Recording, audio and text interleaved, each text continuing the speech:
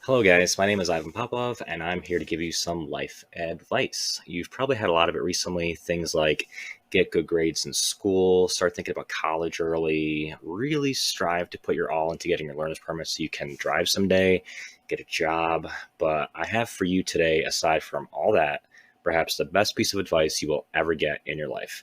Something that'll comfort you in times of both success and sorrow, on cold winter nights, on hot summer days, through breakups and meetups and just your average weekends. That advice, ladies and gentlemen, is take notes if you need to, how to cook the perfect frozen pizza. Now, I know what you're thinking. It's just a pizza. You grab the box from the freezer, open it up, get your pizza out, throw out the box, turn on the oven, shove the pizza in, get the box because you didn't read it, then you read it. You set the temperature, throw out the box, walk away, then walk back. Get the box out of the trash again, set a timer on your phone for the time, forget you are making pizza, wait for the timer and get the pizza out. It's burnt, it's mushy inside somehow. How? Why does this happen?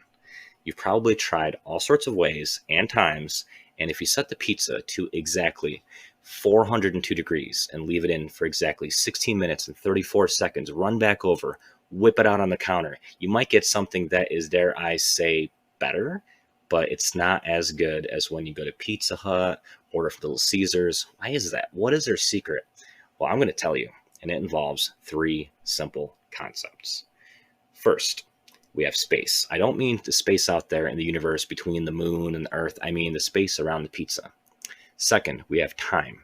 And time, not the theoretical theory of relativity, which has recently been proven, but the amount of time the pizza should be in. Perhaps it is what the box says in the minimum time, or the maximum time, or the average of both times.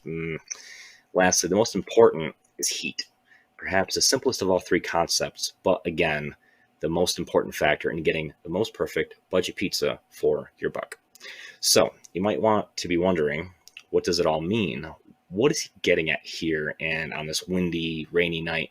Well, it's all a sham, you see, because I'm going to ask you to do the first very same thing that you normally do, and that is throw out the box. The instructions are pretty useless if you're looking to get the best result. Remember, they were made with one thing in mind, and that is to keep lawsuits from happening. Look at all those warning labels on the thing. We don't need those. We're going to forge ahead bravely regardless of the consequence. Rules are for sissies. With all that in mind, we've come to our first concept, space, the final frontier. In the shape of a cube that is your oven, how much space does your pizza need? Well, it's pretty hard to regulate the space on the rack itself. Your pizza should be pretty much dead center on it. But I will tell you, you want to do with the rest of the area, your pizza should not be near the bottom or slammed near the top, but resting nearly perfectly in the center. This is for a good reason. You want the same amount of heat going to the bottom as you do the top. And to do this, you want to keep its flow consistent. Therefore, allow for hot air to flow around it freely from the bottom and then radiate from the top. Now, don't use the broiler. You're not going to need that. Just turn it on with our recommended settings. You may also be asking yourself, what should I put the pizza on? For which the answers are simple, as you have three options. You can use the pizza sheet or a cookie tray, but make sure to use tinfoil so that way it's not difficult to clean. You can use a pizza stone, which is the best choice really, or put the pizza directly on the rack. All of these methods will have the same result. Secondly, you may be asking, how long did I cook the pizza for? For which I will say, not the time on the box.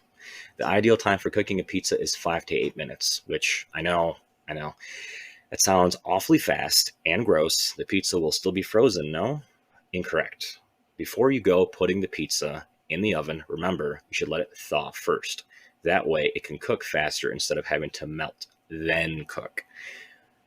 Finally, our last concept, heat, the great equalizer in the pizza universe. You might think to yourself, 400 degrees is plenty enough, to which I would say again, wrong.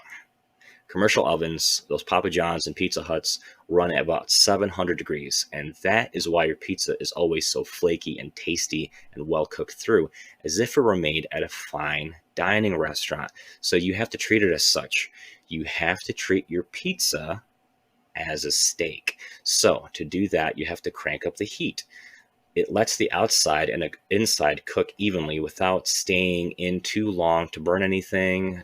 So turn up your oven as high as it'll go, or at least over 500 degrees if you can, and keep an eye on it. So at this point, your pizza is set in the right place in the oven, on the right pizza holding device. You have your timing down, you have your heat correct. So you may be asking yourself, now what? Well, it's a simple answer, really. You may now enjoy the best frozen pizza you have ever had. Thank you very much, and stay safe out there.